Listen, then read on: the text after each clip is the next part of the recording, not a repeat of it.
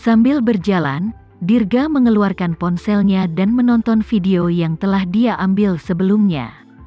Ketika dia memutar video, dia melihat wajah merah muda keponakannya. Dia mengerutkan bibirnya dan berkata dengan sedih, "Paman, kamu nakal?" Dia main-main menyambar stroberi yang disukainya. Anak kecil itu tidak senang dan mengeluh bahwa pamannya tidak patuh dan sangat marah padanya. Melihat wajahnya yang menggemaskan, Dirga tersenyum. Dia berkata pada dirinya sendiri, dia benar-benar mewarisi sifat baik dari Putri dan Randy. Malam itu, Dirga mengambil beberapa video dengan ponselnya, termasuk Putri kecil, Putri Bramasta, dan bahkan Randy. Memegang ponselnya, dia bersemangat untuk menunjukkan video tersebut kepada ayahnya dan betapa bahagianya hal itu akan membuatnya. Ding, pintu lift terbuka. Karena suasana hatinya sedang baik, Dirga bersiul sambil membuka kunci pintunya. "Ayah, aku kembali," Dirga berkata sambil mengganti sepatunya. "Aku merekam banyak video Putri Bramasta dan putrinya hari ini. Ayah pasti menyukainya." Di masa lalu, ketika Dirga kembali ke rumah, Hendra akan keluar untuk menanyakan harinya. Keduanya akan mengobrol santai tentang kejadian sehari-hari mereka. Dirga memperhatikan bahwa Hendra tidak keluar dari ruangan. "Ayah, aku kembali," dia mengatakannya lagi, tetapi tidak ada jawaban. Dia bergegas ke ruang kerja, tetapi ternyata ruang itu kosong. Dia mencari di 2 kamar tidur dan kemudian setiap sudut rumah, tapi dia tidak bisa menemukan ayahnya. "Ayah, kamu di mana?" Dia segera memutar nomor Hendra di teleponnya. Orang lain menjawab panggilan itu. Dia berkata dengan panik, "Ayah, aku bukan ayahmu. Jangan panggil aku seperti itu." Suara laki-laki aneh datang dari ujung sana. "Kamu siapa? Kenapa kamu punya telepon ayahku?" Dirga cemas dan hampir berteriak keras. "Karena aku punya ayahmu," suara dingin dan menakutkan menjawabnya. "Apa yang akan kamu lakukan padanya?" tanya Dirga sambil mengepalkan tinjunya. "Apa yang akan kulakukan? Aku tidak tahu," pria itu berkata dengan nada yang aneh. "Aku hanya menuruti perintah tuanku. Kami membawa orang pergi agar mereka tidak pernah muncul dan mengganggu kehidupan orang lain lagi." Dirga bertanya dengan marah, "Siapa tuanmu?" Suara itu segera menjawab, "Kamu tidak perlu khawatir tentang tuanku. Kamu tidak mungkin melakukan apapun padanya." "Siapa itu?" Dirga meraung marah. "Bahkan jika aku memberitahumu, apa yang bisa kamu lakukan?" Pria itu masih tidak mau mengakui informasi apapun. "Seseorang yang tidak bisa dia tangani? Siapa itu?" Dirga memegangi kepalanya dan memikirkannya lagi. Dia berlari melalui semua orang yang dia kenal berulang kali. "Randy." Dirga memikirkan Randy dan segera menggelengkan kepalanya. Tidak mungkin dia. Randy sangat baik pada Putri, dia praktis menyerahkan dirinya untuk merawatnya. Dia tidak bisa menjadi orang jahat di belakang layar. Jika bukan dia, mungkinkah itu Agam? Mungkinkah itu dia? Dirga memikirkannya lagi dengan hati-hati dan menghilangkan kecurigaannya. Jika Agam ingin berurusan dengannya, dia bisa melakukannya di siang bolong. Orang seperti dia tidak memainkan trik kotor. Dia mencoba, tetapi dia tidak bisa memikirkan orang lain selain keduanya. Ayahnya menghabiskan seluruh energinya berurusan dengan keluarga Sanjaya dalam beberapa tahun terakhir, hingga akhirnya menculik Priscilia. Satu-satunya orang yang dia sakiti adalah keluarga Sanjaya. Tepat ketika Dirga ragu-ragu, pria itu berbicara lagi.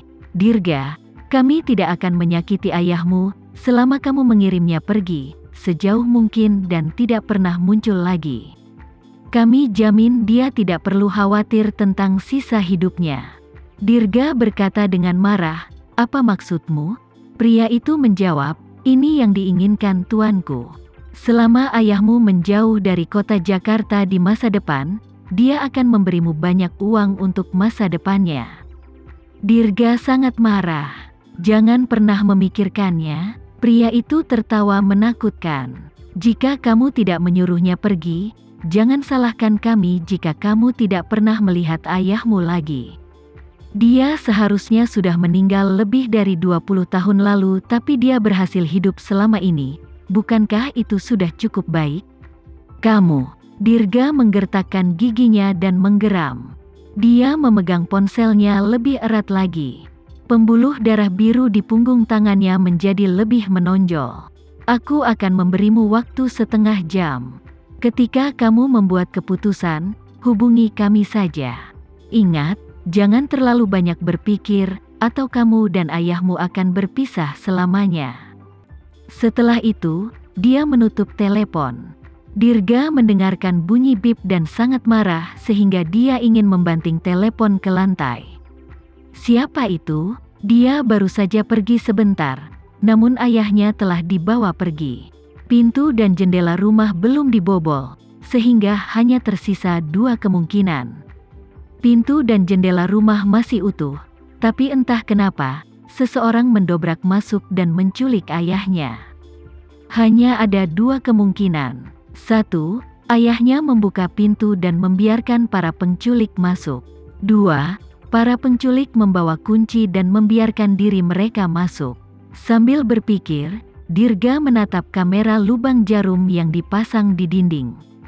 Ayahnya telah memintanya untuk memasang kamera. Itu bertujuan untuk merekam Putri Bramasta ketika dia datang berkunjung. Dia tidak menyangka kamera ini berguna dalam situasi khusus seperti itu. Dirga bergegas ke ruang kerjanya dan menyalakan komputernya. Kamera pengintai merekam setiap detik rekaman saat dia tidak di rumah. Pada pukul 20.13, dua pria yang menyamar sebagai pekerja pipa membunyikan bel pintu.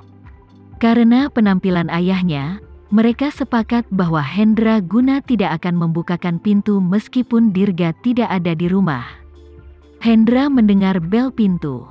Dia berjalan menuju pintu dan melihat melalui lubang intip.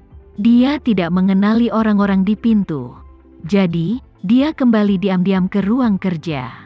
Kedua pria itu menunggu di pintu sebentar, dan ketika pintu tidak dijawab, mereka mengeluarkan kunci dan membuka kunci pintu.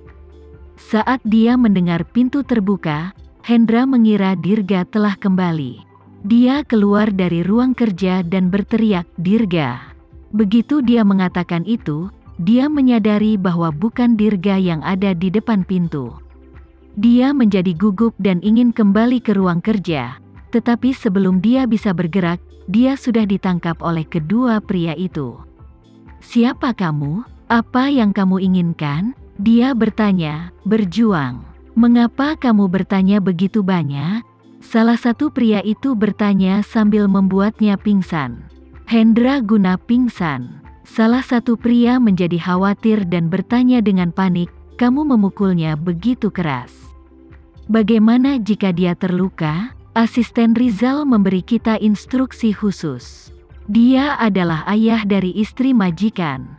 Kita tidak bisa pergi terlalu jauh. Asisten Rizal, apakah itu Rizal bawahan Randy? Istri Tuan, petunjuk ini menunjuk langsung ke Rizal dan Putri.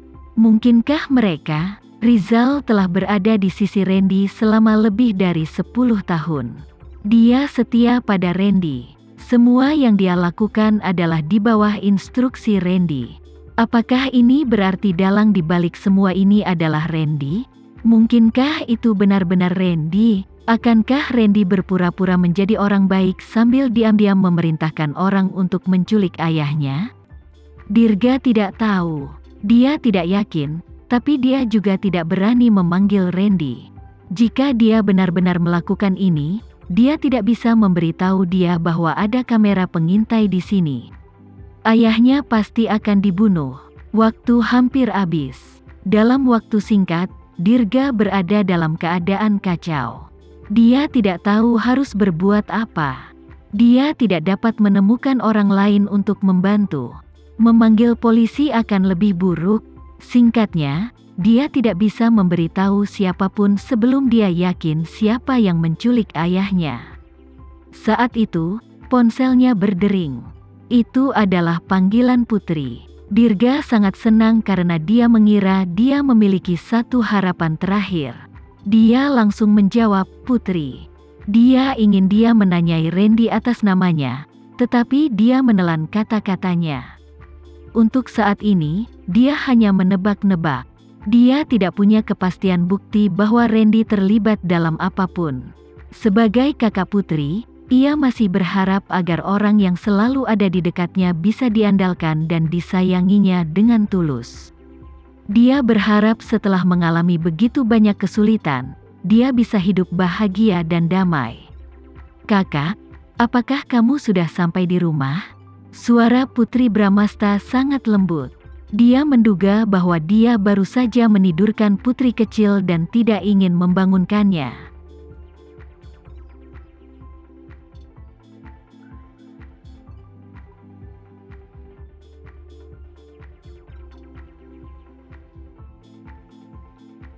Sekian dulu ya video kali ini, kita lanjutkan lagi videonya di lain waktu. Oh iya, bagaimana menurut kalian? Semoga bisa sedikit menghibur kalian semua. Untuk teman-teman yang baru nonton, jangan lupa subscribe ya, hehehe. Dan kalau teman-teman ada yang ingin gabung langganan, bisa langsung gabung saja untuk dapat fitur yang menarik dan sedikit membantu Mimin. Terima kasih banyak sudah menonton, sampai jumpa lagi, bye.